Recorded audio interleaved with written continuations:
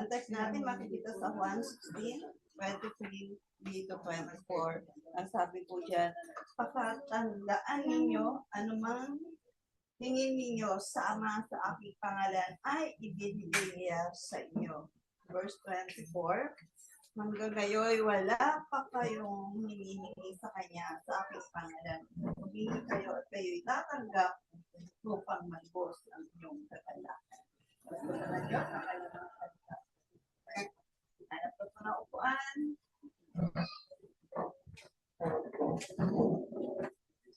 Pwede mga po muna tayong lahat. Meron na po ba lahat?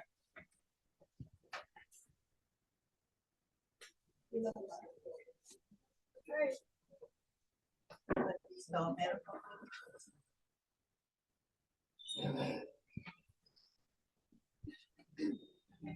Yan.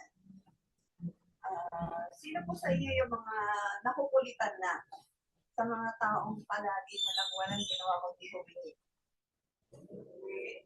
Mga anak, ibang tao, iba yung ang hilig ko mahingi, yung gano'n. There are times talaga na nakakainis. Ganun yung tao na wala nang bukang bibig kundi pahingi naman. Pahingi naman. Ganyan. Either na pera or bagay or tulong.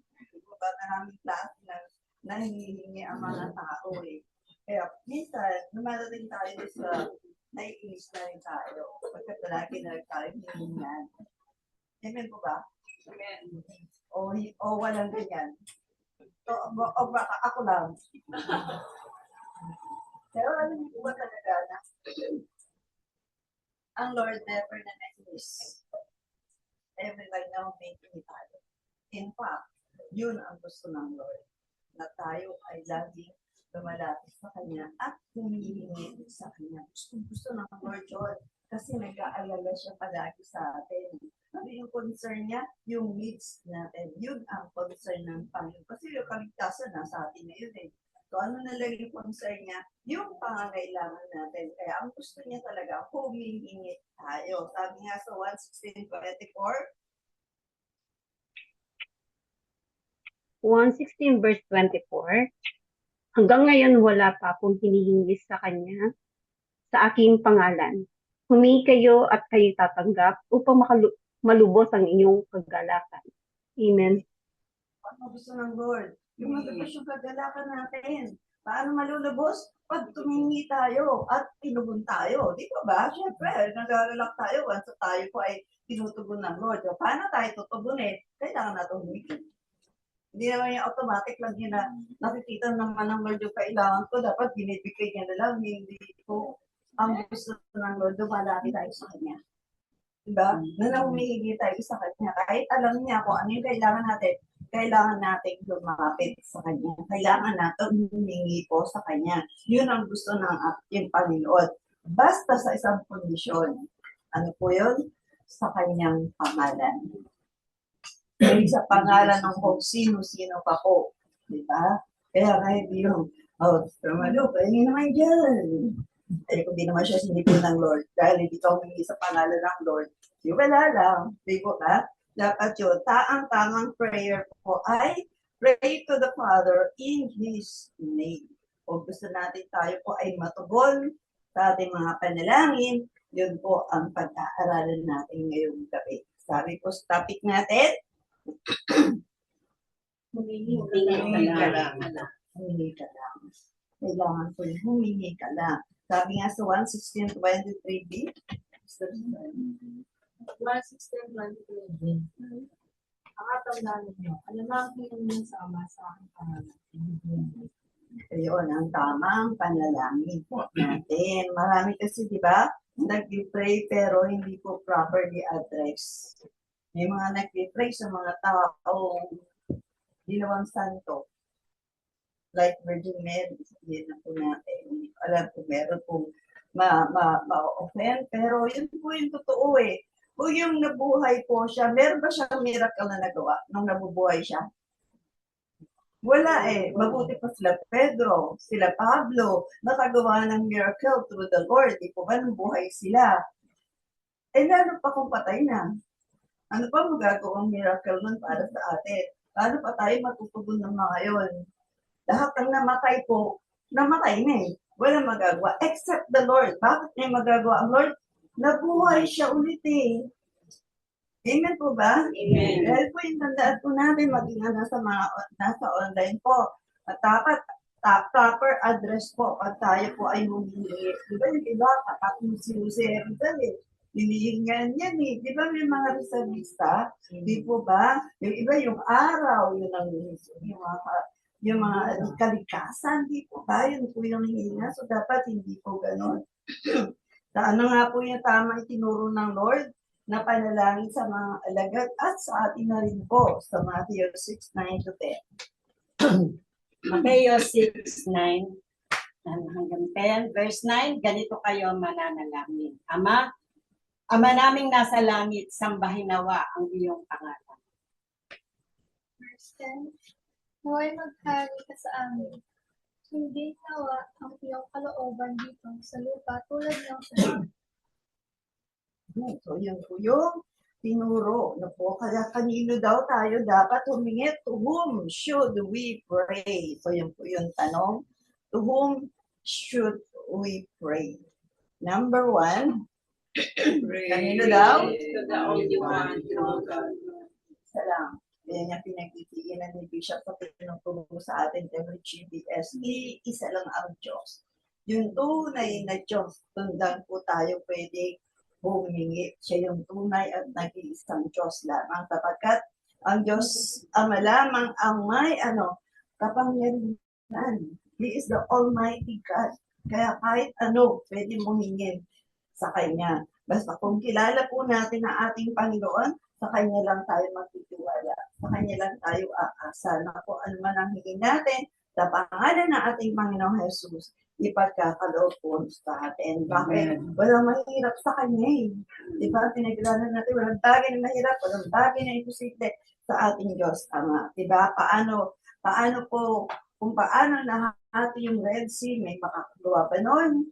Ng Jordan River, hindi po ba? Siya lang yung makakagawa nun. Siya lang yung nakapagpababa ng apoy mula sa langit para tupukin ultimong bato na sunog. Di po ba? Natupo. Di ganun po yung ating Panginoon na kapag pagaling ng mga may sakit at mismo patay, binuhay ng Lord. Di po ba? Yun po lahat ng miracle po na yun na nagawa ko. Katulad ng pagpapakain sa 5,000 sa pamagitan ng tinapay 2 isla, kaya ba na, meron ba nakagawa iba nun? Ang Diyos na. At wala na iba. Kaya, sa Kanya tayo dapat na nananalangin kasi totoo siya. Siya yung totoong Diyos na po. Pag kilala natin siya, siya po yung magbibigay sa atin ng hope and endurance to pray. Na kahit na hindi pa tayo natutugon, ano yung endurance natin? Makakapagtyaga tayo ng manalangin. Alam natin, time will come, tutugon ang Diyos. Amen po ba? Amen. He is the only true God who is great and mighty and in power. Sabi mo, walang pwedeng i-compare sa ating Panginoon. There is none like you. Sabi nga sa inawit po natin. Di po ba? Wala po talaga pwede i-compare sa Kanya. He alone is the Almighty, the omniscient God. Alam niya lahat ang kailangan natin. He is the omnipotent. He has all the power and He is the omnipresent na kahit saan tayo nandun, andun ang Diyos. Iniwala po ba tayo doon? Na kahit saan tayo nandun, pwede tayong manalangin sa Lord kasi nandun din siya. Basta kasama natin ang Lord. So kahit nasaan tayo, dinatun ng Diyos. Amen. Amen? Makahingi po tayo sa Kanya. Sabi nga sa awit 86, 8 to 10.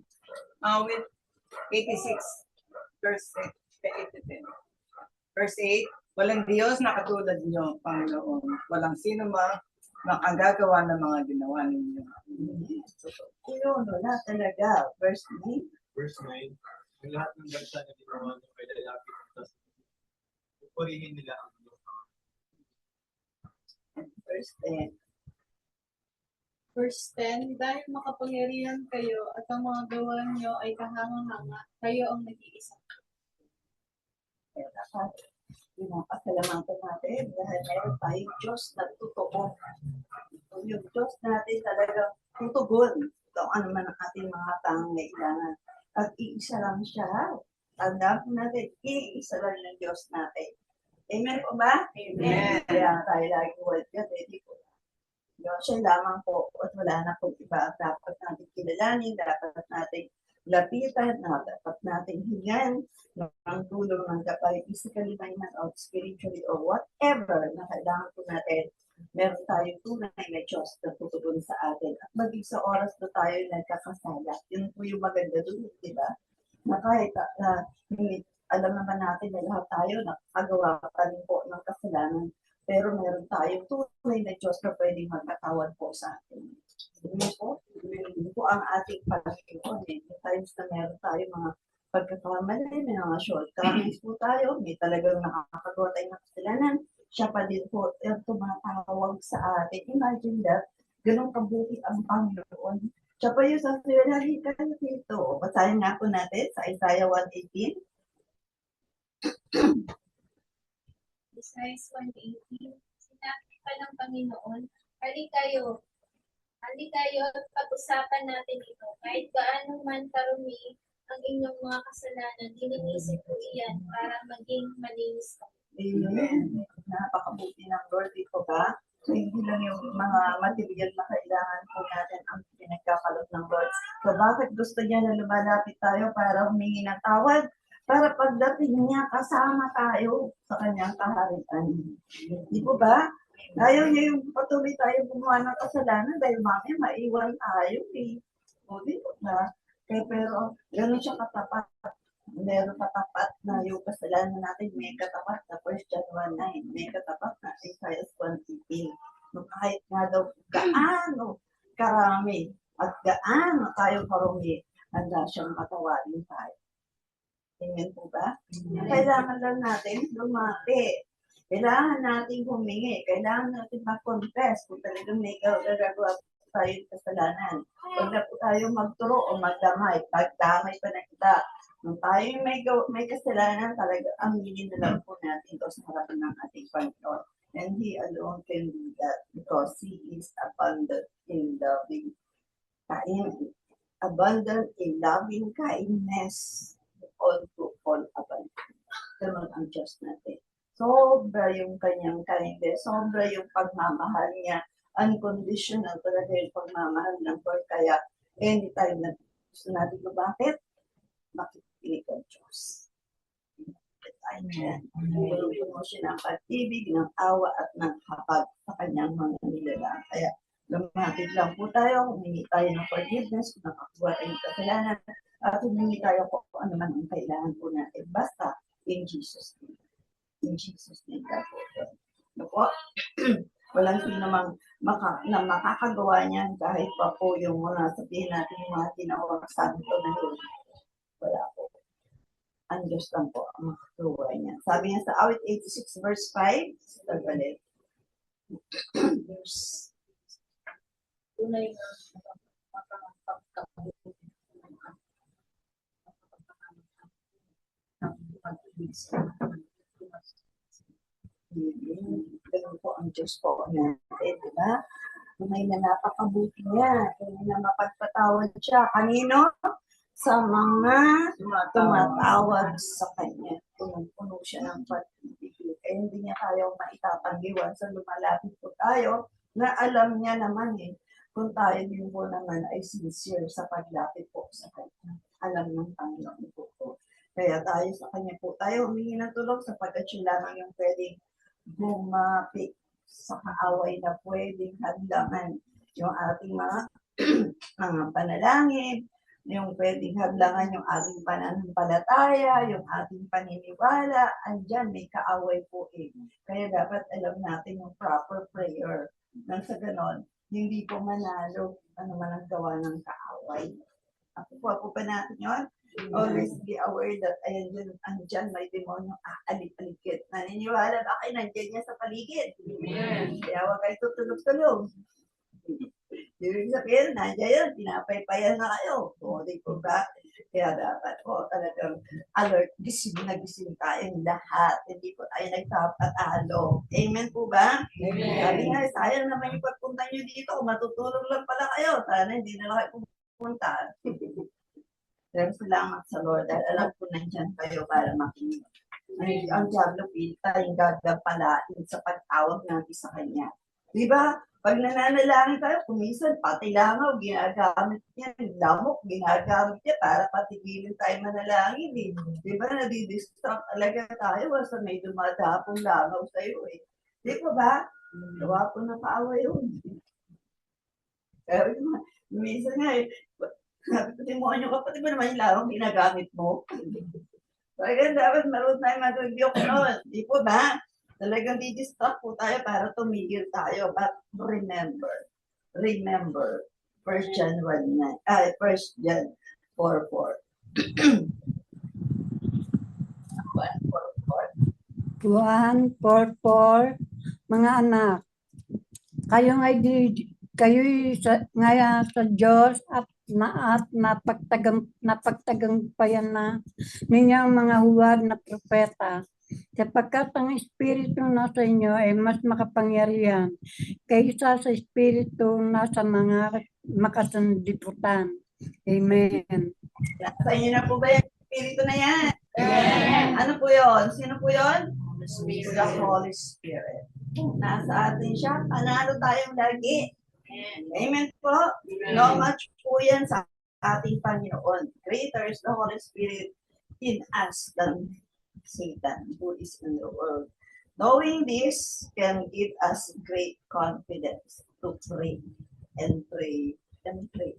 Diba? Yan lang. Manita tayo dapat mag-pray to the one and only true God. Number 2, kanina pa daw tayo dapat mag-pray? Pray to God.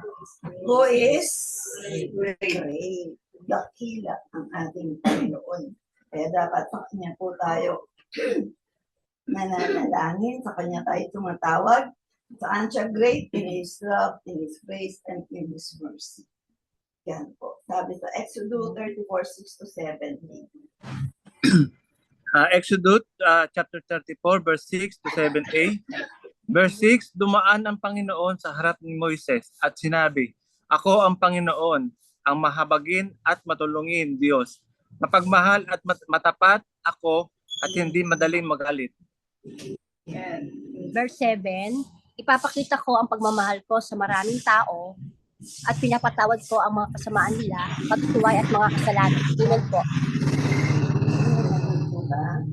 We can call on Him anytime to ask for His mercy. Kanina, hindi naman ako ganito, di ba? Kanina, wala naman to eh. In Jesus' name, o di ba? Galit na galit siya. Yan po. At tandaan po natin, God is great, much, much greater than our great need. Sabi nga kung ano man yung, sabi nga daw kung ang problema daw natin ay kasing laki ng barko, ang solusyon ng Diyos, kasing lawak ng karagatan. So, alin ba ang malaki yung barko o yung karagatan? Karagatan. O, di ko ba? Ganun ang solusyon ng Panginoon. Mas malaki kaysa sa problema natin. Bakit? Mas malaki ang Diyos kaysa sa problema natin. Dahil siya yung Diyos natin. O, di kaya niyang solusyonan po ang lahat. Amen po? Ganun po ang ating Panginoon. May assurance po tayo na yung kanyang mercy, yung kanyang love nandiyan that gives us confident para lumapit sa kanyang trono ng biyaya. Sabi ko nga nung nakaraan kita, laging nakahanda nakaupo ang Lord lagi sa kanyang trono na hinihintay sa mga lalaki sa kanya, sa mga hihingi sa kanya. So po, sabi nga, February 4:16, 4:16. Wala. Pero, pakibasa na lang po, Brother Rick. 4:16. At huwag tayong magkatubiling lumapit sa trono ng mahabaging Diyos upang makamtan natin ang habag at kalinga sa panahon ng ating Panginoon. Amen. So, kailangan natin, paano natin makakamtan yung kanyang hapag at kalinga sa panahon ng ating pangailangan? Lumapit tayo sa kanyang moto. Huwag tayo magkatubili, huwag tayo mahiya, huwag tayo matakot, huwag tayo lahat. Dahil siya po yung Diyos, Ama natin. Ama natin po siya. So, anytime we can approach our loving and merciful God po for the needs, hindi lang yung para sa needs natin, kundi para sa needs din po ng ibang tao na nangangailangan po. No? Na may mga struggles din po in life. Marami tayong pwedeng matulungan through prayers. Malapit man o malayo. Tulad natin, na pag-pray natin mga nasa abroad, di ba ba? Wala pong imposible sa ating Panginoon. He's calling those who are carrying heavy loads. Lahat. Hindi lang yung may madaling solusyonan. Hindi lahat. Tinatawag ng Panginoon para lumapit po sa Kanya. Nag-aanyaya ang Panginoon para lumapit sa Kanya. Ano man yung kabigatan natin, ano man po kalaki yung problema natin, andang tumulong ang Lord. Sabi sa Matthew 11:28, Mateo 11:28, lumapit kayo sa akin, kayong lahat na nahihirapan at nabibigatang lubha sa inyong pasanin. At kayo'y bibigyan ko ng pangyarihan. kapahingahan. Ayan. Yan. Sino daw po dyan ang mga nabibigit ang lupa sa kanilang pasanin? The more po na tayo magsumiksik sa Panginoon. Hindi yung lalayo pa tayo. Bigat na ng dala mo, lalayo ka pa sa Lord. Di lalong bumigat, di po ba?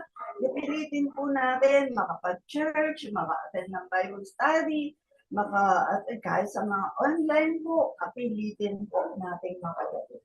Kung gusto po natin na maibsan, yung kapahingahan na gustong ibigay ng Lord, siya na nga yung nagsasabi, lumapit kayo para makapagpahinga kayo, tapos tayo naman lalayo pa. Di ba? Tapos sabihin mo na daming problema, di lumapit ka sa makakapag-solve ng problema mo. Ganun ba po yung kasimple, di po ba? Ganun po ang Diyos natin Sobrang mahabagin, sobrang mapagmahal. Kaya huwag po natin kalimutan. Amen po. Sobrang maalalahanin ng ating Ama kahit marami tayong pagkukulang. Patuloy siyang tapat. Di po ba? Ganun ang ating Panginoon Kahit there are times na hindi na tayo lubusang nagiging matapat sa Kanya, patuloy siyang nagiging tapat sa atin. Sabi ko sa 2 Timothy 2:13. 2 Timothy 2:13, kung hindi man tayo tapat, mananatiling siyang tapat dahil hindi niya maikakaila ang kanyang sarili. Amen.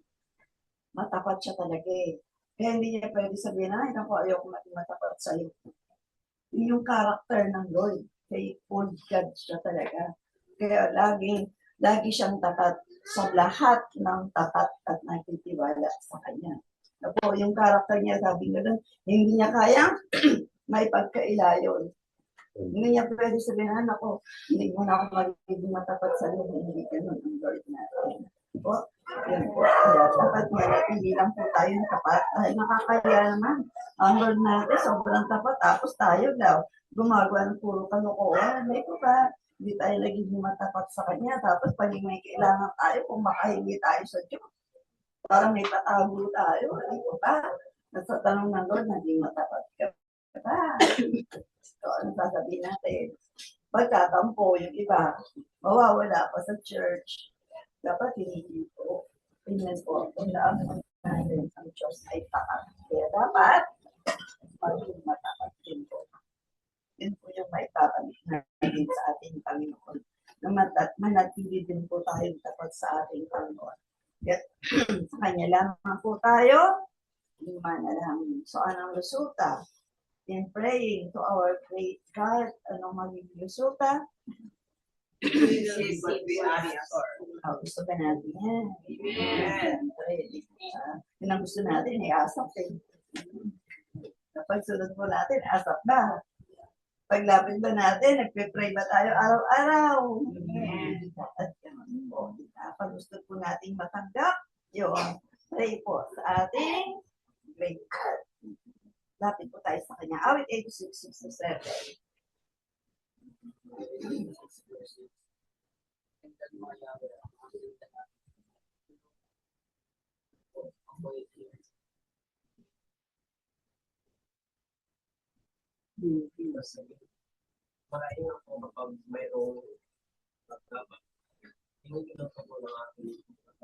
Amen. Kung ito pa, pagdapit natin sa Lord, tutuloy. Diba?